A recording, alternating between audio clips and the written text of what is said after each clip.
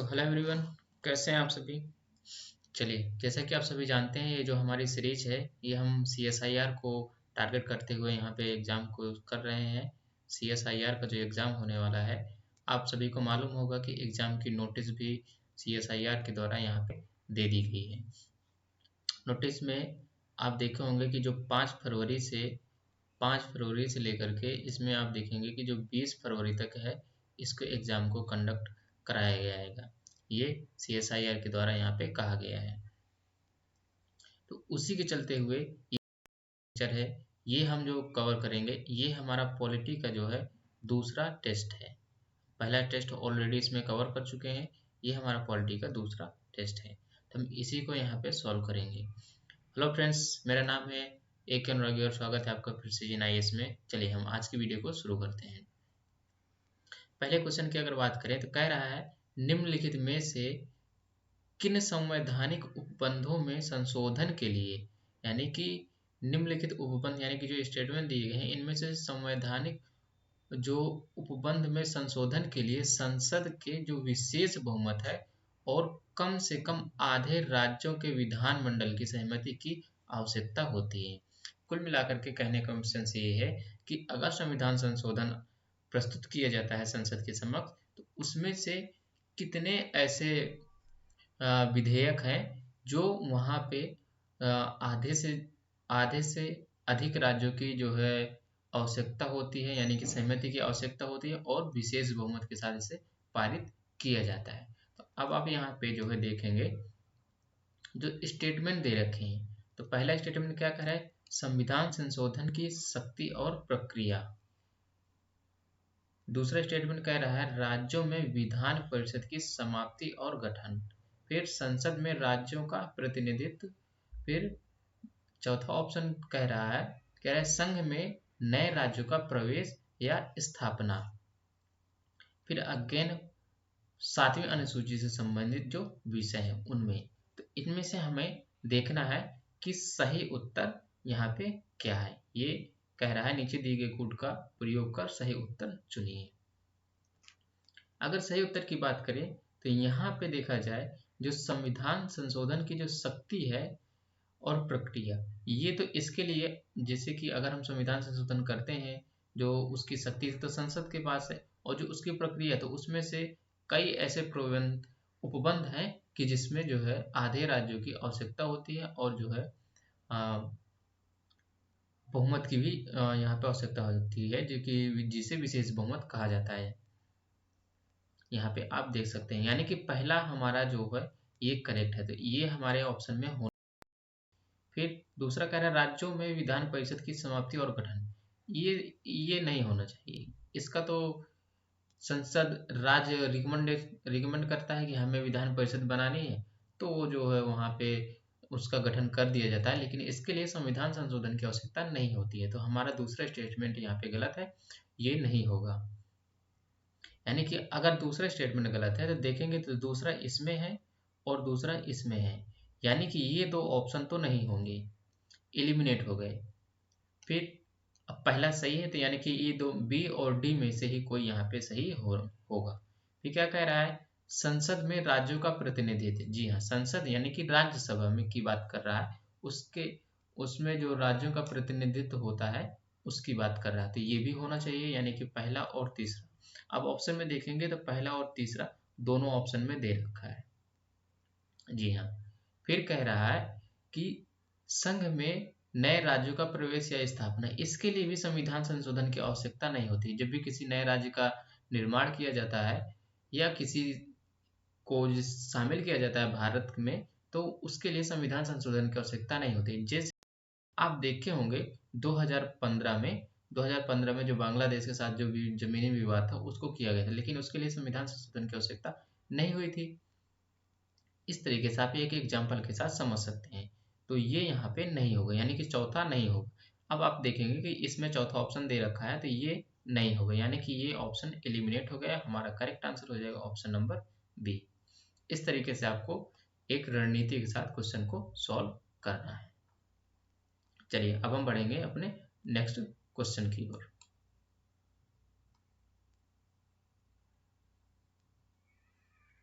चलिए, अब ये कह रहा है कि निम्नलिखित युग्मों पर विचार करना है।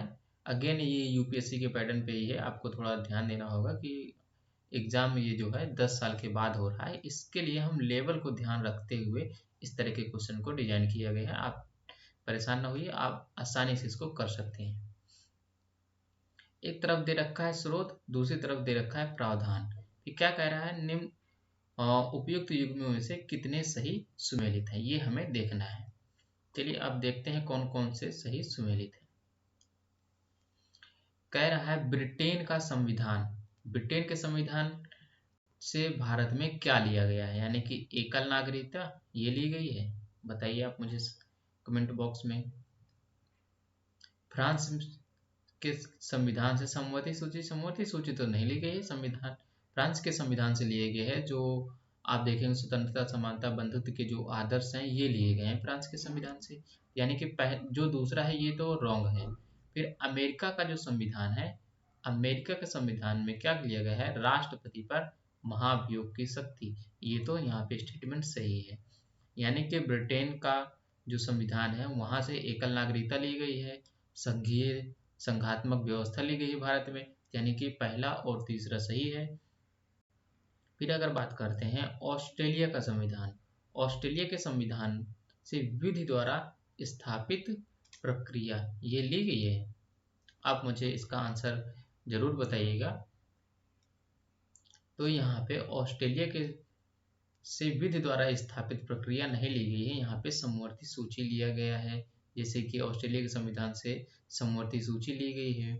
और अगर हम बात करते हैं केंद्र और राज्यों के बीच जो शक्तियों का जो बंटवारा है ये लिया गया है। प्रस्तावना की जो भाषा है, जैसे हम भारत के लोग, तो ये जो है इत्यादि ऑस्ट्रेलिया की संविधान से लिया गया, यानी कि ये भी यहाँ पे गलत है। तो यानी कि पहला सही है और तीसरा सही है, तो यहाँ पे केवल 2 युग्म ही हमारा इस हिसाब से करेक्ट आंसर हो जाएगा, ऑप्शन नंबर बी।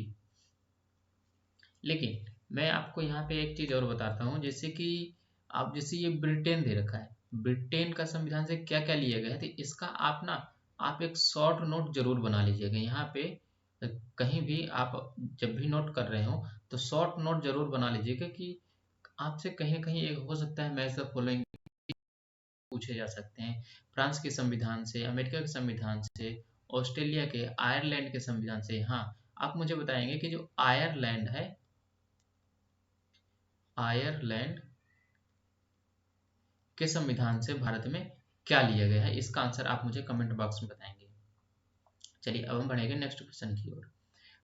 क्वेश्चन क्या कह रहा है, फिर अगेन कह रहा है निम्नलिखित पर विचार करना है। फिर क्वेश्चन क्या कह रहा है, उपयुक्त का भारतीय संविधान की प्रस्तावना में सही व्यवस्थित क्रम निम्नलिखित में से कौन सा है, यानी कि भारतीय प्रस्तावना से यहाँ पे क्वेश्चन पूछा गया है कि सही व्यवस्थित क्रम कौन सा है। तो यहाँ पे देखिए स्वतंत्रता दे रखा है, न्याय दे रखा है, समानता और बंधुत्व। तो सबसे पहले इस क्वेश्चन को सोल्व करने के लिए आपको ना कम से कम यहाँ पे जो प्रस्तावना दे रखी है संविधान की वो यहाँ पे तैयार होनी चाहिए, तभी आप इस क्वेश्चन को सॉल्व कर सकते हैं। जैसे क्या लिखे गए हैं, हम भारत के लोग भारत को संपूर्ण प्रभुत्व संपन्न समाजवादी पंथ निरपेक्ष लोकतांत्रिक गणराज्य बनाने के लिए तथा उसके समस्त नागरिकों को सामाजिक, आर्थिक एवं राजनीतिक न्याय। अब आप देखेंगे यहाँ पे जो मैंने बताया संपूर्ण प्रभुत्व संपन्न समाजवादी, ये कुछ वर्ड यहाँ पे नहीं दिए गए हैं, लेकिन यहाँ पे आप देखेंगे कि सबसे पहला वर्ड आ रहा है कि जो उसके समस्त नागरिकों को सामाजिक, आर्थिक एवं राजनीतिक न्याय, न्याय हमारे ऑप्शन में दे रखा है, यानी कि न्याय हमारे ऑप्शन में दे रखा है, तो ये तो होना ही चाहिए। अब देखेंगे आप तो सबसे पहले 2 होना चाहिए, यानी कि सबसे पहले इसमें 1 दे रखा है और इसमें 1 दे रखा है, यानी कि ये 2 ऑप्शन तो एलिमिनेट हो गए। समझ में आ गई बात। तो इस तरीके से आप देखेंगे सबसे पहले इसमें भी 2 दे रखा है और डी वाले ऑप्शन में भी दे रखा है 2। फिर यहाँ पे कह रहा है न्याय, फिर कह रहा है विचार, अभिव्यक्ति, विश्वास, धर्म और उसकी उपासना की स्वतंत्रता। अब इसके बाद स्वतंत्रता शब्द आएगा, यानी कि न्याय के ये हमारा करेक्ट आंसर है, यानी कि पहले न्याय आएगा फिर स्वतंत्रता आएगा। तो यहाँ पे आप देखेंगे कि जो है 4 दे रखा है, यानी कि समानता। समानता तो नहीं आएगा, स्वतंत्रता आएगा, यानी कि ये भी गलत है। तो हमारा करेक्ट आंसर हो जाएगा ऑप्शन नंबर बी। तो आप देखेंगे इस तरीके से एक होलिस्टिक अप्रोच में आपके कॉन्सेप्ट के साथ किस तरीके से क्वेश्चन को डिजाइन किया गया है। तो इस तरीके से आपको क्वेश्चन को भी ध्यान रखना है और सॉल्व करने हैं। अब हम बढ़ेंगे अपने अगले क्वेश्चन की ओर। आई होप आपको समझ में जरूर आ रहा होगा कि क्वेश्चन की डिमांड कैसे है और कैसे क्वेश्चन को डिजाइन किया जा रहा है। चलिए अब बढ़ेंगे हम। हमारा जो अगला क्वेश्चन है क्या कर रहा है, निम्नलिखित में से किस अनुच्छेद के अंतर्गत संसद को नागरिकता के संबंध में विधि बनाने की अधिकारिता प्रदान की गई है। नागरिकता, अगर सिटीजनशिप की बात करें तो आर्टिकल 5 से लेकर के इसमें 11 तक की बात कही गई है, लेकिन अनुच्छेद जो 11 है इसमें संशोधन की बात कही गई। तो हमारा करेक्ट आंसर हो जाएगा ऑप्शन नंबर डी, अनुच्छेद 11। और अगर मैं बात करूं तो ये किस भाग में है, अगर भाग पूछा जाए तो ये है भाग 2 में, यानी कि नागरिकता भाग 2 में है। तो इसको भी आपको याद रखना है।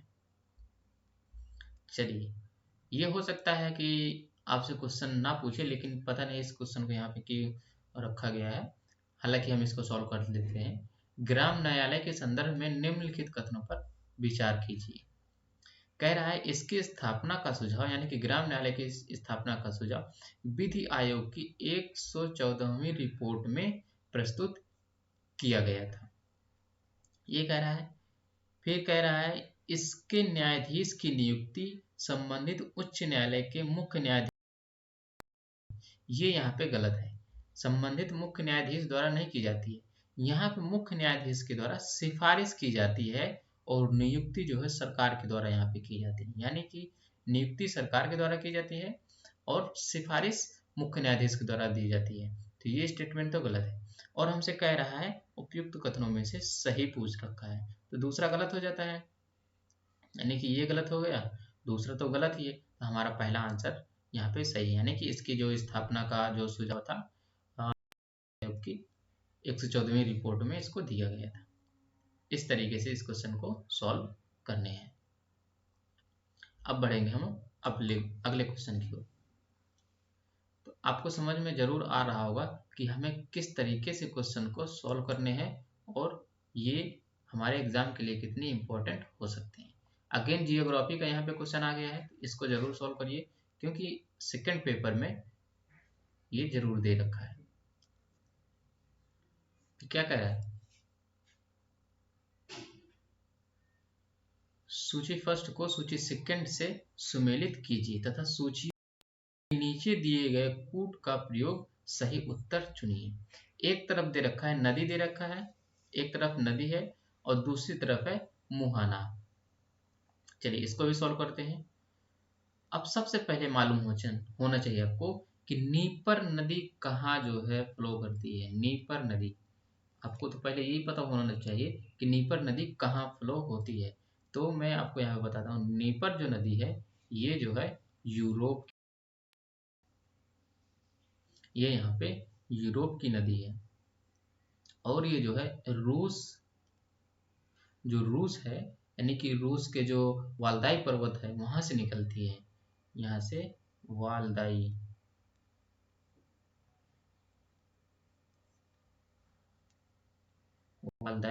पर्वत, ये यहाँ से ओरिजिनेट होकर के कहाँ गिरती है, ये काला सागर जो है यानी ब्लैक सी, वहां पे जाकर के ये गिरती है। तो यहाँ पे क्या करें, मुहाना एजो सागर, तो ये तो नहीं होना चाहिए, इसका करेक्ट आंसर ये इसका नहीं है। फिर क्या कह रहा है, डॉन, डॉन नदी आप सभी को मालूम होगा रूस, ये जो है रूस की प्रमुख नदी है। ये कहाँ गिरती है, एजो सागर में गिरती है, यानी कि बी का पहला, डॉन नदी एजो सागर में गिरती है। फिर आती है रोन नदी, रोन नदी कहाँ की है, रोन नदी फिर ये अगेन यूरोप की है। आपको इन नदियों को याद रखना है, ये आपसे पूछा जा सकता है, एग्जाम में आपसे पूछा जा सकता है कि जो रोन नदी है इसका उद्गम उद्गम कहाँ है? इसका उद्गम जो है रोम हिमानी, यानी कि जो हिमानी प्रदेश है वहाँ होता है, और ये जो है भूमध्य सागर की जो लियोन की खाड़ी है, लियोन, भूमध्य सागर की जो लियोन की जो खाड़ी है वहाँ पे ये गिरती है। लियोन की जो खाड़ी है वहाँ पे ये गिरती है, तो इसको भी आपको याद रखना है। फिर अगेन आता है पो, पो रिवर। पो रिवर ये इटली की है। ये कहाँ गिरती है? एड्रियाटिक सागर में गिरती है। ये कहाँ की है? इटली, इटली की प्रमुख नदी है, ये एड्रियाटिक सागर में गिरती है। अब आपको देखिए ये समझ में आ गया होगा कि जो पो नदी है वो एड्रियाटिक सागर में गिरती है, डॉन रिवर है वो एजो सागर में गिरती है, और जो नीपर नदी है ये कहाँ गिरती है? ये जो है काले सागर में गिरती है ये। और फिर बचा कौन सा? आपका ये बचा रोन। रोन नदी जो है ये भूमध्य सागर के जो लियोन की खाड़ी है वहां पे जो है गिरती है। तो ये आपका यहाँ पे मैच हो गया है। अब आप इसके हिसाब से आंसर निकाल सकते हैं। तो हमारा यहाँ पे करेक्ट आंसर हो जाएगा ऑप्शन नंबर बी। चलिए इस प्रकार से आपको एक क्वेश्चन को यहाँ पे सॉल्व करने हैं। अब बढ़ेंगे हम अगले क्वेश्चन की ओर। ये मोस्ट इंपॉर्टेंट क्वेश्चन है, जियोग्राफी से संबंधित क्वेश्चन है। ये आपके एग्जाम में जरूर देखने को मिल सकता है। एग्जैक्टली नहीं कह सकते हैं कि ये मिलेगा, लेकिन हाँ इस टाइप के क्वेश्चन आपको देखने को जरूर मिल सकते हैं। अब ये अगेन करंट अफेयर्स का क्वेश्चन है। मंकी पॉक्स, मंकी पॉक्स जो न्यूज में काफी था, पिछले समय से न्यूज में रहा है। तो मंकी पॉक्स के संदर्भ में निम्नलिखित कथनों में से कौन सा सही है? तो ये एक वायरल जूनोटिक रोग है। यह मानव के श्वसन तंत्र को प्रभावित करता है। जी नहीं, ये मानव के श्वसन तंत्र को नहीं प्रभावित करता। जूनोटिक रोग तो है, ये एक जो है जूनोटिक बीमारी है। इसमें क्या होता है, जो किसी भी व्यक्ति को जो अगर हो जाते हैं तो उसके शरीर में छाले पड़ जाते हैं, छाले, छोटे छोटे छाले पड़ जाते हैं। लेकिन जो स्वतंत्र, ये जो मंकी पॉक्स है श्वसन तंत्र को प्रभावित नहीं करता है। श्वसन तंत्र को कौन प्रभावित करता है? चाइना। अरे मतलब कोविड 19 यहाँ पे प्रभावित करता है। अक्सर आप देखे होंगे कोविड 19 वहीं से ओरिजिन हुआ है ना, तो ये हमारा यहाँ पे रॉन्ग हो जाता है। फिर क्या करना है? सही उत्तर चुनना है। तो हमारा करेक्ट आंसर हो जाएगा ऑप्शन नंबर ए। तो ये मंकी पॉक्स के बारे में रहा। अगेन बढ़ेंगे हम अपने छठवें क्वेश्चन की ओर। नहीं, ये हमारा 8वां क्वेश्चन है। ये हिस्ट्री का क्वेश्चन है। मराठाओं द्वारा की गई निम्नलिखित संधियों का कालानुक्रम व्यवस्थित कीजिए। नीचे दिए गए कोड का प्रयोग कर सही उत्तर यहाँ पे चुनना है। चलिए यानी ये काल के अकॉर्डिंग हमें इन्हें फिट करना है। अब आप देखेंगे जो सूरत की संधि है ये हुई थी 1775 ईस्वी में। 1775, इसको पहले आपको तो ईयर मालूम होना चाहिए ना, तब आप इसको जो है सॉल्व कर पाएंगे क्वेश्चन को। फिर जो बड़गांव की जो संधि है ये हुई थी 1779 में, 1779 में। फिर इसके बाद जो देखेंगे जो बसीन की संधि है ये हुई थी 1802 में, 1802। और जो सालबाई की संधि है ये, और पिछले लेक्चर में मैंने बताया था, आप यहाँ पे 5वां ऐसे कर सकते हैं, जो पूना की संधि है, जो यहाँ पे पूना की संधि ये कब हुई थी? ये हुई थी 1817 में। तो इस तरीके से भी आपसे क्वेश्चन पूछा जा सकता है। तो यहाँ पे सबसे पहले क्या आएगा? सूरत की संधि आएगा, यानी कि तीसरा तीसरा इन दोनों ऑप्शन में है, यानी कि ये दो ऑप्शन तो यहाँ पे इनकरेक्ट हो जाते हैं। तीसरा आएगा। फिर इसके बाद यहाँ पे दे रखा है 1789, सॉरी 1979, 79 दे रखा है। तो यहाँ पे बांडवास की संधि इसके बाद जो है आएगा पहला, ये दोनों ऑप्शन में पहला दे रखा है। फिर इसके बाद क्या आएगा? 1782 सालबाई की संधि 4, यानी कि अब अगेन हमारे तीसरे नंबर पे 4 ये आ गया। तो हमारा करेक्ट आंसर हो जाएगा ऑप्शन नंबर सी। ये सारे एलिमिनेट हो चुके हैं। तो इस तरीके से आपको ये मालूम होना चाहिए। अब आप मुझे कमेंट बॉक्स में इसका आंसर देंगे कि ये जो बड़गांव की जो संधि है ये जो है किस किसके मध्य हुई थी, ये आप मुझे जरूर बताएंगे। अब बढ़ेंगे हम अगले क्वेश्चन की ओर। हमारा अगला क्वेश्चन कह रहा है निम्नलिखित में से कौन सा अशोक के धर्म का उद्देश्य नहीं है। ये हमारे प्राचीन हिस्ट्री से यहाँ क्वेश्चन रखा गया है, क्योंकि अशोक का जो काल है एक अच्छा यहाँ पे माना जाता है हिस्ट्री में, तो इसके लिए यहाँ पे क्वेश्चन को इसको सामाजिक व्यवस्था का संरक्षण, ब्राह्मणवादी कर्म कांडों से मुक्ति और मानवता की प्रेरणा, फिर प्रजा पर नैतिक विजय। यानी कि ये सारे तो स्टेटमेंट तो सही हैं, लेकिन यहाँ पे ब्राह्मणवादी कर्म कांडों की मुक्ति ये उसका उद्देश्य नहीं था, तो ये हमारा करेक्ट आंसर हो जाएगा ऑप्शन नंबर बी। होप आपको समझ में जरूर आ रहा होगा। अब हम बढ़ेंगे हम अपने अगले क्वेश्चन की ओर।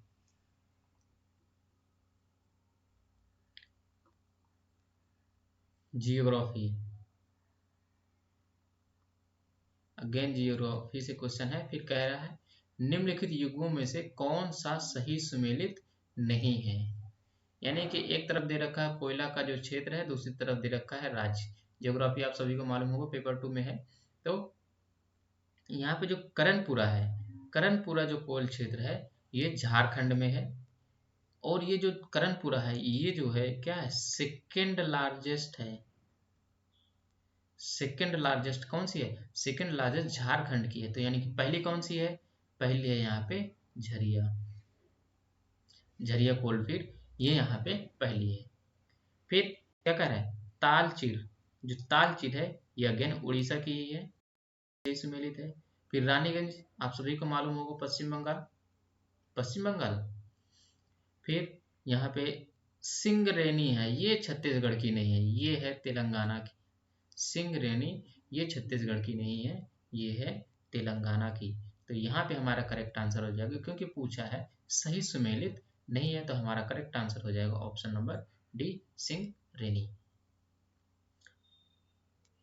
इस तरीके से आपको क्वेश्चन को सॉल्व करने हैं, प्लस एक कैसे रणनीति के साथ ये जो सारे क्वेश्चन है आप इनके बारे में जरूर नोट करिएगा, और इनके जो अलावा जितने भी बेसिक पॉइंट्स से क्वेश्चन बन सकते हो उनको जरूर सॉल्व करिएगा। क्योंकि कई बार होता है ना कि हम क्वेश्चन तो हम सॉल्व कर लेते हैं, बस उसी तक सीमित रह जाते हैं, वो सब मत करिएगा। उसके आसपास की जितनी भी सारी चीजें हैं उसको नोट कर लीजिएगा आप। फिर हम बात करते हैं जो हमारा 10वां क्वेश्चन है। 11वां क्वेश्चन कह रहा है निम्नलिखित में से किस केंद्र देश में भारत का पहला डार्क स्काई रिजर्व स्थापित किया गया है। यहाँ पे पहला डार्क रिजर्व स्थापित किया गया है लद्दाख में, तो हमारा करेक्ट आंसर हो जाएगा ऑप्शन नंबर ए। लेकिन ये किसके द्वारा किया गया है, डिपार्टमेंट, यहाँ पे जो department of science and tech है, यहाँ पे department of science and tech के द्वारा यहाँ पे भारत का पहला डार्क स्काई रिजर्व स्थापित किया गया है। ये आपको समझ आ गया होगा। अब हम बढ़ेंगे हम अगले नेक्स्ट क्वेश्चन की ओर।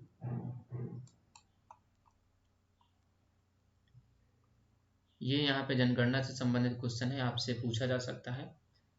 कह रहा है वर्ष 2001 से 2011 की अवधि में निम्नलिखित में से किस राज्य में निरक्षर व्यक्तियों की संख्या सर्वाधिक कमी हुई है। यानी कि जो 2001 से लेकर के 2011 के बीच में जो पीरियड था, इसमें सबसे जो निरक्षर यानी कि अनपढ़ व्यक्तियों की जो संख्या है उसमें सर्वाधिक कमी किस राज्य में देखी गई थी। यानी इसके लिए आपको आंकड़े मालूम होना चाहिए। तो अगर देखा जाए जो 2011 की जनगणना के अनुसार कि जो मेल पॉपुलेशन है वो कितनी है, यहाँ पे 80.9% है, जो कि यहाँ पे जो है निरक्षर नहीं है, यानी कि पढ़े लिखे हुए हैं। फिर अगर फीमेल की बात करी जाए तो यहाँ पे बात होती है कि जो है 64.6% ये, तो यहाँ पे ये आपको एक मोटा मोटा आंकड़ा होना चाहिए। फिर जो सब सर्वाधिक कमी देखी गई है तो वो उत्तर प्रदेश राज्य में देखी गई है। तो हमारा करेक्ट आंसर हो जाएगा option number D. Next question में बढ़ते हैं। कह रहा है 2011 की जनगणना के अनुसार निम्नलिखित में से कौन सा न्यूनतम 10 की वृद्धि जनसंख्या वाला केंद्र शासित प्रदेश है। यानी कि 2011 की जनगणना के अनुसार कौन सा न्यूनतम 10 की जनसंख्या वृद्धि दर वाला केंद्र शासित प्रदेश है। तो न्यूनतम की पूछ रखा है, तो यानी कि सबसे पहले तो आप मालूम होना चाहिए सर्वाधिक। तो सर्वाधिक यहाँ पे किसकी है, तो यहाँ पे अगर बात की जाए तो जो है सर्वाधिक जो अगर बात की जाए तो यहाँ पे जो दादर, यहाँ पे दादर एंड नागर हवेली,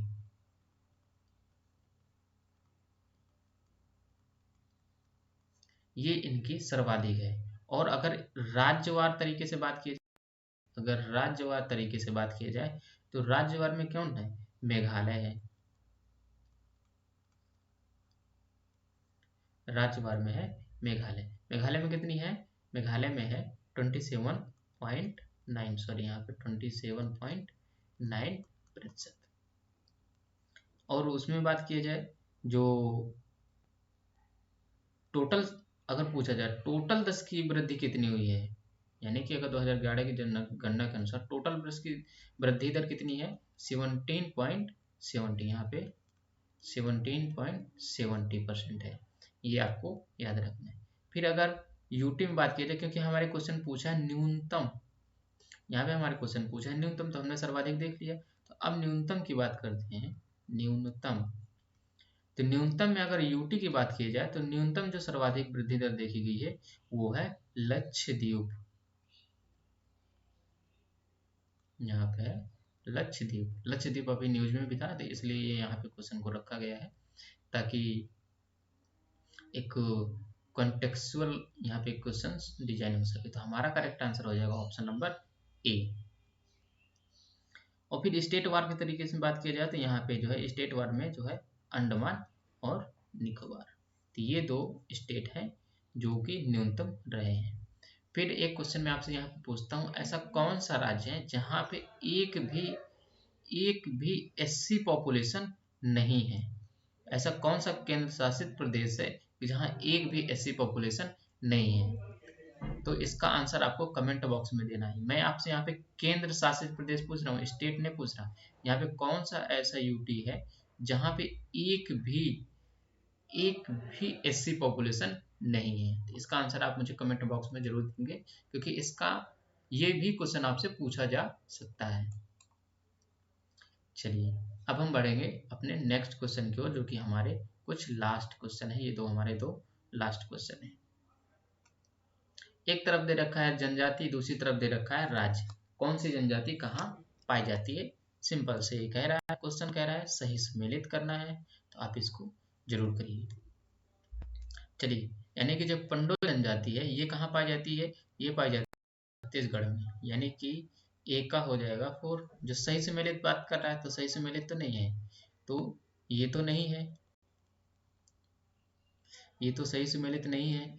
इसकी जनजाति ये जो पंडोल में कर्नाटक में दे रखा है, तो ये सुमेलित नहीं हड्डी। ये जहाँ पे हट्टी है ये पाई जाती है हिमाचल प्रदेश में, हिमाचल प्रदेश में, तो ये तो सही सुमेलित है। फिर नारी कोरवन है, जो नारी कोरवन है ये तमिलनाडु की जनजाति है, ये स्टार मार्क कर लीजिएगा, ये आपसे पूछा जा सकता है, ये भी यहाँ पे सही है। फिर दो है कड़ोकुरवा, ये कर्नाटक की है, ये कर्नाटक की, तो यानी कि ये भी सही सुमेलित नहीं है। तो यानी कि सुमेलित कौन कौन से हैं, 2 और 3, तो हमारा करेक्ट आंसर हो जाएगा ऑप्शन नंबर बी। इस तरीके से आपको क्वेश्चन को सॉल्व करने हैं। फिर हम अगले क्वेश्चन की ओर बढ़ते हैं। कह रहा है निम्नलिखित में से कौन सा देश का पहला हर घर जल वाला प्रमाणित राज्य है। यानी कि कौन सा ऐसा राज्य है भारत का जहाँ पे हर घर जल जो मिशन चल रहा था, जल जीवन मिशन के अंतर्गत हर घर जल 100% पूरा कर लिया है, तो वो राज्य है गोवा। तो ये हमारा करेक्ट आंसर हो जाएगा ऑप्शन नंबर सी। और अगर यूटी की बात की जाए, ये तो राज्य है, अगर यूटी की बात की जाए तो यूटी कौन सी है? ये है यहाँ पे दादर, दादर और नगर हवेली तथा दमन दीव। ये यहाँ पे पहली यूटी है जिन्होंने हर घर जल जीवन मिशन को यहाँ पे प्रमाणित किया है। तो ये हमारा आज का लेक्चर रहा। अगर वीडियो आपको पसंद आ रही है तो वीडियो को लाइक करिएगा, चैनल पे पहली बार आए हैं तो चैनल को सब्सक्राइब करिएगा, और जो भी आपके फ्रेंड वगैरह जो भी हैं जो CSIR का एग्ज़ाम दे रहे हैं उनको ये वीडियो शेयर जरूर करिएगा, क्योंकि आपकी एक थोड़ी सी हेल्प से अगर किसी की वो थोड़ा सा भी करीब जाता है सिलेक्शन के, तो करनी चाहिए, नो डाउट करना चाहिए। चलिए मिलते हैं नेक्स्ट वीडियो में, तब तक के लिए धन्यवाद। पढ़ाई करते रहिए, मिलते रहेंगे हम। चलिए मिलते हैं नेक्स्ट वीडियो में, धन्यवाद।